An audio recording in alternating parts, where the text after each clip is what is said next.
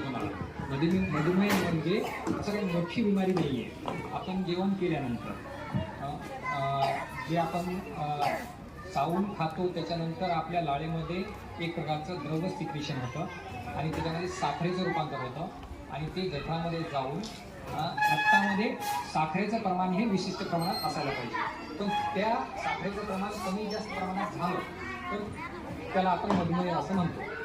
तर थोडक्यात म्हणजे हे आपल्या बदलत्या जीवनशैलीमुळं, धकाधकीच्या जीवनामुळं, वेळेवर जेवण न केल्यामुळं, उपाशीपोटी राहिल्यामुळं हे मधुमेहाचं प्रमाण मॅक्झिमम म्हणजे सगळ्यांमध्येच आढळतं कमी जास्त प्रमाणात. तर याच्यावर आपण सर्वसाधारणतः काय केलं पाहिजे याच्या बाबतीत आपण थोडीशी माहिती घेऊया. मधुमेह झालेल्या माणसांना त्रास काय होतो त्याच्यामध्ये एक इन्शुलिन नावाचं एक काय राहते द्रव्य असते आणि त्या